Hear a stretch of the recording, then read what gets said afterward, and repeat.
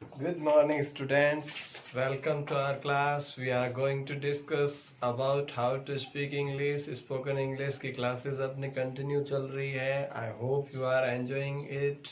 आशा है आप जो है in English spoken English classes का जो है आनंद ले रहे हैं और जो है निरंतर सीखने के प्रयास कर रहे हैं और उम्मीद करता हूँ कि जल्द से जल्द जो है आप भी जो है फ्लुएंटली इंग्लिश बोलना सीख पाएंगे।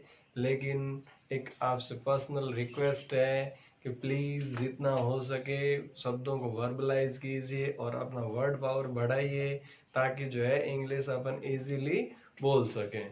तो आज के सेशन में अपन जो है भोजन के बारे में जो है जब भी अपन जो है चाहे किसी शादी पार्टी में जा रहे हैं या घर पे बैठ के खा रहे हैं तो खाने की जो टेबल है वहाँ पर जो है बैठकर जब भोजन करते हैं तो उस दौरान किस टाइप का कन्वर्सेशन किया जाता है, किस तरह से बातचीत होती है, उस सिचुएशन में कौन कौन से सेंटेंसेस अपने को यूज करने हैं, इस बारे में अपन आज की इस वीडियो में चर्चा करेंगे। तो चलो विदाउट वेस्टिंग टाइम अपन शुरुआत करते हैं। तो सबसे पहला सेंटेंस देखो, आई am feeling hungry. I am feeling hungry का मतलब क्या है? आई एम फीलिंग हंग्री का मतलब मुझे भूख लगी है, मुझे भूख लगी है। I am feeling hungry. अगला देखो, what will you like to eat. आप क्या खाना पसंद करेंगे? What will you like to eat, भाई आपको क्या खाना पसंद है, आप क्या खाना चाहेंगे। ठीक है, इसका मतलब ये हो गया भाई आप क्या खाना चाहेंगे, what will you like to eat. अगला देखो, लेट्स हैव ब्रेकफास्ट टुगेदर। चलो साथ में ही ब्रेकफास्ट करते हैं। ब्रेकफास्ट का मतलब क्या होता है? नाश्ता। ब्रेकफास्ट का मतलब क्या है? नाश्ता। लंच का मतलब दोपहर का भोजन, डिनर का मतलब शाम का भोजन, सफर का मतलब लेट नाइट का भोजन। ब्रेकफास्ट इन कंफ्यूज हो जाओ तो ब्रेकफास्ट का तो सीधा सा हिसाब है। ब्रेक का मतलब तोड़ना, फास्ट का मतलब क्या होता है? उपवास। उपवास, तो उपवास कब तोड़ते हैं अपन? जिस दिन खाना खा लिया उस दिन उपवास रहेगा क्या? नहीं ना, टूट गया ना। तो ब्रेकफास्ट, जिस दिन खाना खा लिया उस दिन कोई फास्ट नहीं है, फास्ट टूट गया, तो सुबह का खाना जो है उसको अपन ब्रेकफास्ट कहेंगे।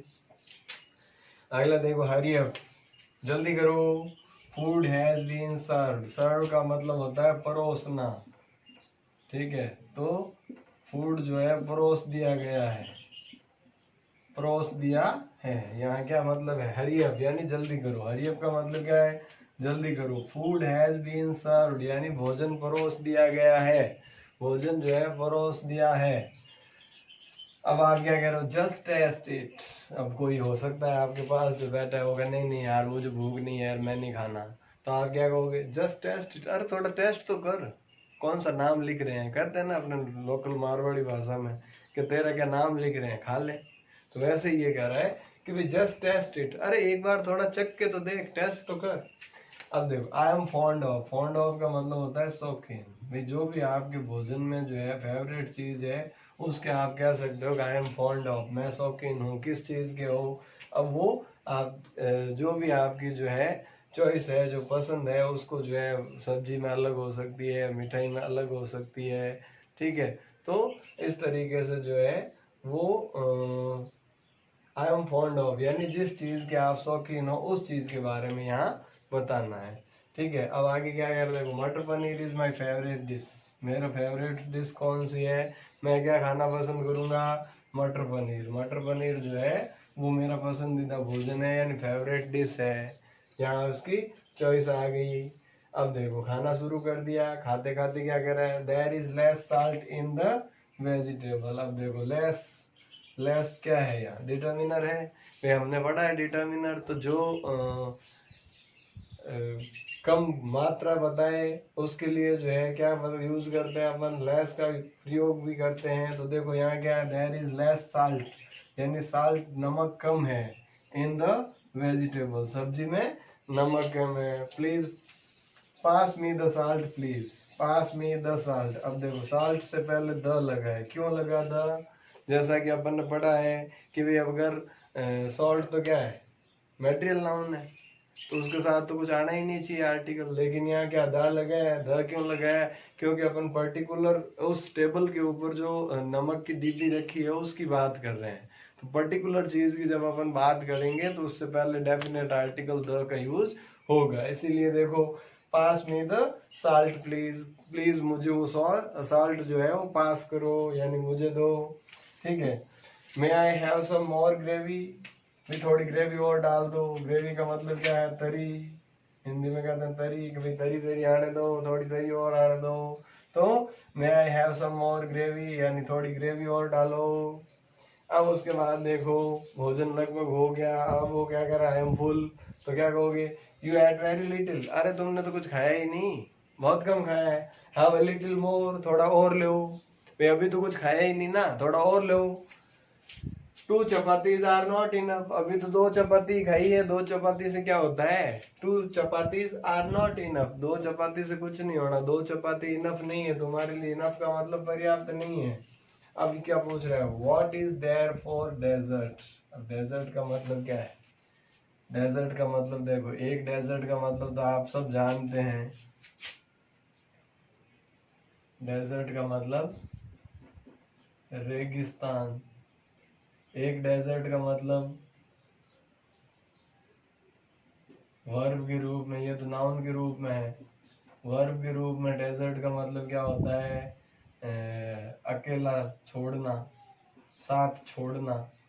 ठीक है, वीरान, अकेला कर देना, साथ छोड़ देना। तो उसको अपन जो है क्या कहेंगे? डेजर्टेड। जैसे my all friends deserted me in the days of corona. Corona के इन दिनों जो है मेरे सारे दोस्तों ने मुझे क्या किया? अकेला छोड़ दिया। तो यहाँ डेजर्ट वर्ब का मतलब अकेला हो जाएगा। और उसी, लेकिन यहाँ खाने में डेजर्ट का मतलब क्या है? एस भी डबल है यार। यहाँ खाने में डेजर्ट का मतलब क्या है? कि मीठा। जनरली क्या होता है कि हर जगह के अलग कल्चर होती है। जैसे अपने राजस्थान में कल्चर क्या है, या मारवाड़ में विशेषकर, कि जब भी अपन भोजन करते हैं तो मीठा जो है सबसे पहले लेते हैं। ठीक है। लेकिन कई जगह जो है मीठा जो होता है वो भोजन के बाद लिया जाता है, सबसे एंड में। तो यहाँ वही बात हो रही है, उसी मीठे की बात हो रही है, स्वीट डिश की बात हो रही है कि भाई इस भोजन में जो है डेजर्ट क्या है। तो what is there for dessert. Dessert में यानी मीठी चीज में क्या है? तो मीठा वो सबसे लास्ट में खाते हैं। अपने यहाँ भी कई बार आपने देखा होगा, कुछ लोग जो है खाना खाने के बाद गुड़ वगैरह खाते हैं। तो ये खाना चाहिए, मीठी चीज जो है लास्ट में खानी चाहिए, ताकि खाना जो है इजीली डाइजेस्ट हो सके। अब देखो आगे, don't take water on full stomach. अब अपने यहाँ क्या आदत है? हाथ धोया, पानी जो है जैसे ही अपन जो है भोजन अपना फिनिश हुआ, हैंड वॉश किए और लोटा भर के चेप लिया। अब खाना खाने के बाद जो है पानी नहीं पीना चाहिए। आधे से पौन घंटा तक जो है पानी नहीं पीना चाहिए, ताकि जो है अपना डाइजेस्टिव सिस्टम जो है इजीली काम करे और अपना भोजन आसानी से पच सके और ये गैस्ट्रिक वगैरह ना हो। लेकिन कुछ लोगों की आदत होती है हैंड वॉश करते ही लोटा भर के पी लिया। तो यहाँ भी जो वो टोक रहा है, don't take water on full stomach, यानी भरे पेट पानी नहीं पीना है। तो क्या कह रहा है? आई एम स्टिल 30, अरे मुझे thirsty, I am still thirsty, ये नहीं मुझे प्यास लगी है। भाई आप कह रहे हो नहीं पीना है, बट मुझे तो प्यास लगी है। I am still thirsty. तो इस प्रकार से जो है वो एक कन्वर्सेशन जो है एक टेबल के ऊपर, जो डाइनिंग टेबल पे अपन बैठे थे या जो भोजन की जगह जो है बैठे थे, और उस समय इस तरह की सिचुएशंस में अपन ने बात की।